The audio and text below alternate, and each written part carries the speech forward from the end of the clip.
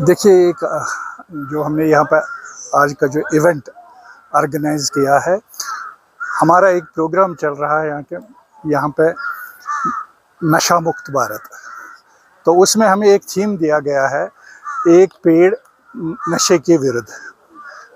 तो हमसे जो है NCA जो है, नेचर कंजर्वेशन अलायंस जो है, उन्होंने रिक्वेस्ट की कि हम ये जॉइंट वेंचर करना चाहते हैं फॉरेस्ट डिपार्टमेंट के साथ।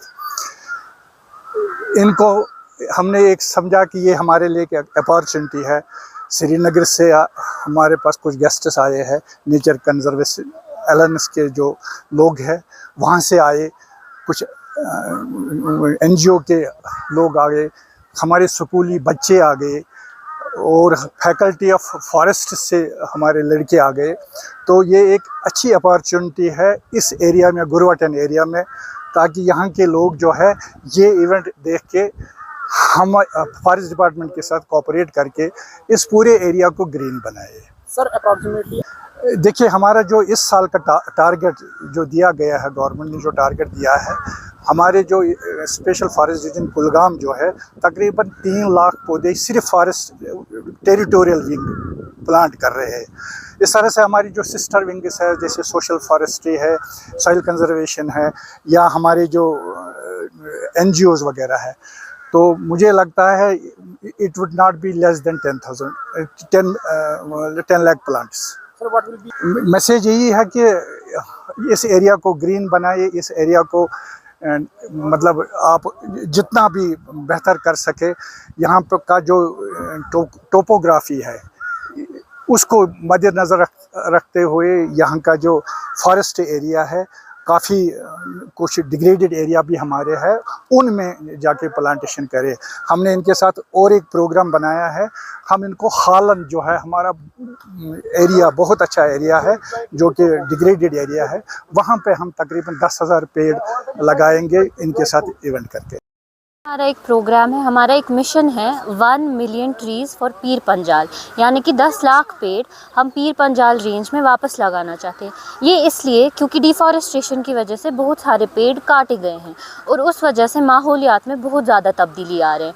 हम देख रहे हैं कि बर्फ़ नहीं गिर रही है, गर्मियाँ बहुत ज़्यादा बढ़ रही है, पानी की कमी हो रही है।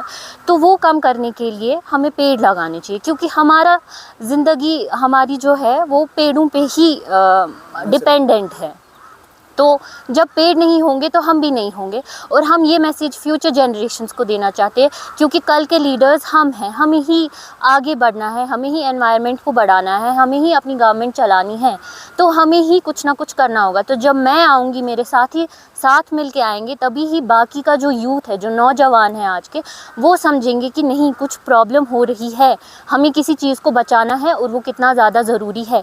तो हमारा मैसेज यही है, जो भी घर पे देख रहे हैं, प्लीज़ आप लोग पेड़ बचाइए, पोल्यूशन ज़्यादा से ज़्यादा कम कीजिए और जो अर्थ है हमारी, उसकी देखभाल कीजिए, क्योंकि इसके बगैर पूरे यूनिवर्स में कोई और जगह नहीं जहाँ हम रह सकते हैं ज़िंदा। Thank you.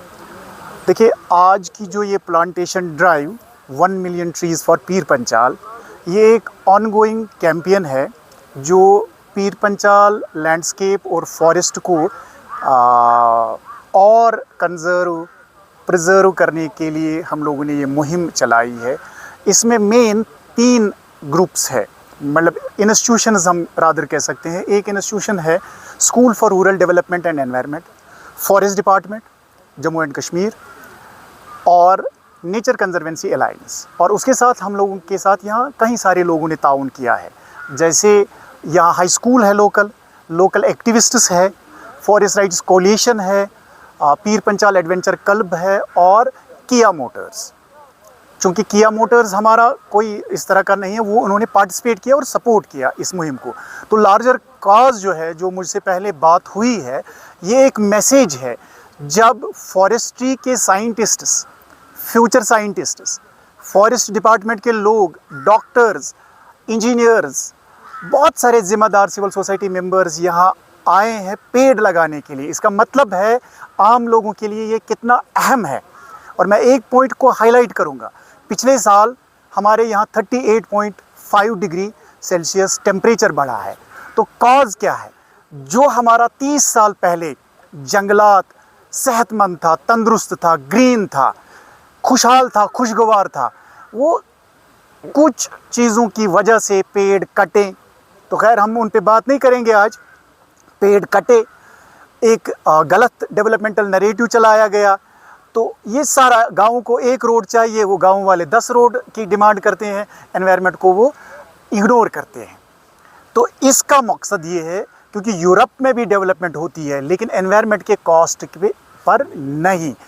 तो मद्देनज़र रखते हुए 38.5 डिग्री जो हीट हुई थी पिछले साल, और इस साल प्रिडिक्शन है 46, तो उस हीट को बीट करने का एक ही ज़रिया है, पेड़ लगाओ, फॉरेस्ट बचाओ।